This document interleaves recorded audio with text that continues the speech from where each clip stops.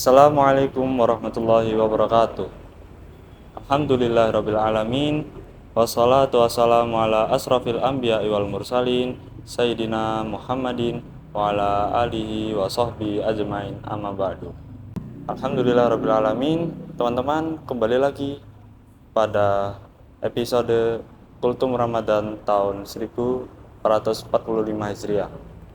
Semoga di Ramadan tahun ini nih, kita dapat menuntaskan puasa kita dengan baik dan sebaik-baiknya.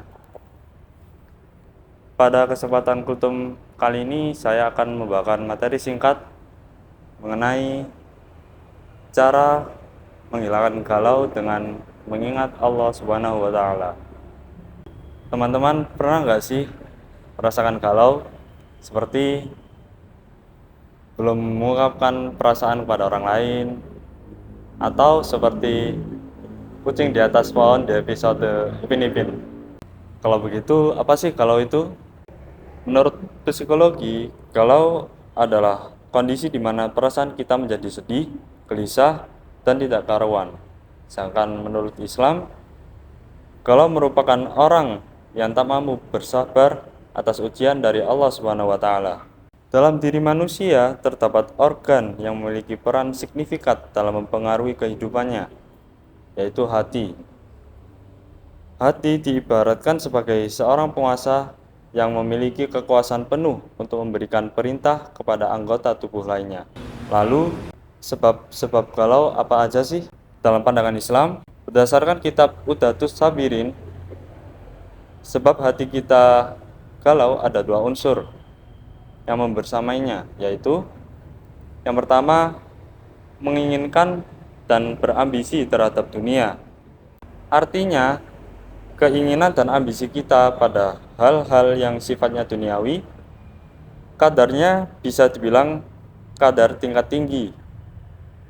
Kita terlalu berfokus lebih besar pada hal-hal yang bersifat duniawi.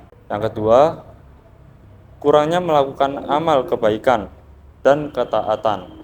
Artinya, yang menjadi salah satu penyebab utama hati kita galau adalah karena ketaatan dan amal kebaikan yang kita lakukan masih kurang atau masih dalam batas yang minim dengan atau tanpa kita sadari.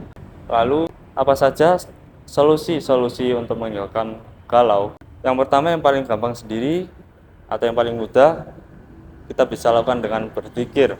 Dengan berzikir, kita dapat menghilangkan kebingungan atau kegalauan yang melanda hati. Melakukan zikir dapat menemukan ketenangan dalam hati, sebagaimana ditegaskan oleh Allah dalam firman surat Al-A'raf ayat 28 yang berbunyi, Bismillahirrahmanirrahim. Alladzina amanu wa tatma'innu qulubuhum bidzikrillah. Ala bidzikrillahi tatma'innu qulubuhum. Yang artinya yaitu orang-orang yang beriman dan hati mereka menjadi tentram dengan mengingat Allah. Ingatlah, hanya dengan mengingat Allah lah hati menjadi tentram. Selain itu, salah satu ulama yang bernama Syekh Nawawi memberikan keleluasaan dalam memilih bacaan zikir. Salah satu contohnya adalah La ilaha illallah wala haula wala quwata illa billah, yang artinya tiada Tuhan selain Allah dan tidak ada daya dan upaya kecuali dengan kekuatan Allah. Selanjutnya, yang kedua adalah doa. Dengan berdoa kita dapat bercurhat atau bercerita kepada Allah Subhanahu wa Ta'ala. Terdapat beberapa doa yang dapat dibaca ketika kita merasa sedih.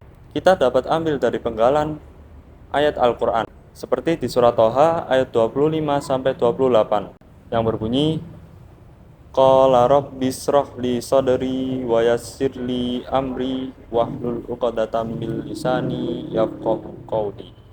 Artinya, Musa berkata, "Ya Tuhanku, luaskanlah dadaku, mudahkanlah urusanku, dan lepaskanlah kekakuanku dari lidahku." agar mereka dapat memahami perkataanku. Selain di surat Toha, kita dapat mengambil penggalan ayat Al-Quran di surat Ali Imran ayat 173 yang berbunyi Hasbunallah wa ni'mal wakil. Artinya, Allah saja sudah cukup sebagai penolong bagi kami dan Dia adalah pelindung yang sebaik-baiknya.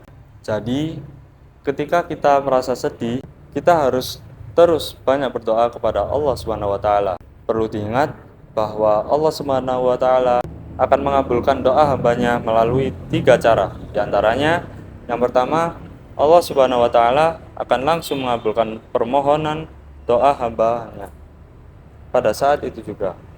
Yang kedua, Allah Subhanahu wa taala menunda pengabulan doa hambanya. Dan yang terakhir, Allah Subhanahu wa taala kabulkan permintaan hambanya dalam bentuk lain yang lebih baik.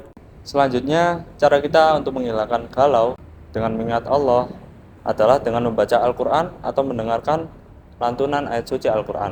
Membaca atau mendengarkan lantunan ayat Al-Quran juga merupakan salah satu cara menyembuhkan galau. Membaca atau mendengarkan lantunan ayat suci Al-Quran juga merupakan salah satu cara menyembuhkan galau. Hal ini tidak bisa diragukan lagi, sebagaimana telah dibahas oleh Ibnul Qayyim dalam kitabnya Zad al-Ma'ad yang menjelaskan Al-Quran ialah penyembuh yang sempurna dari seluruh penyakit hati dan jasmani. Demikian pula penyakit dunia dan akhirat. Selanjutnya, yang terakhir, yaitu dengan memperbanyak melakukan ibadah, menunaikan sholat dan senantiasa berdoa, serta menyerahkan diri kita benar-benar hanya pada Allah Subhanahu wa taala akan membuat hati kita menjadi lebih tenang. Memang ketenangan itu tidak datang secara tiba-tiba, tetapi rasakanlah bahwa pelan-pelan hati akan menjadi semakin rileks. Itu tadi beberapa cara menghilangkan galau dengan mengingat Allah Subhanahu wa taala. Jadi untuk teman-teman yang masih galau sampai hari ini dengan apa yang saya sampaikan tadi, teman-teman bisa mengurangi rasa galau pada hati teman-teman. Demikian kultum yang dapat saya sampaikan. Bila saya ada salah kata, saya mohon maaf. Wabillahi taufiq wal hidayah. Wassalamualaikum warahmatullahi wabarakatuh. Selamat menunaikan ibadah puasa Ramadan 1445 Hijriah. Semoga puasa kita diterima oleh Allah Subhanahu wa taala.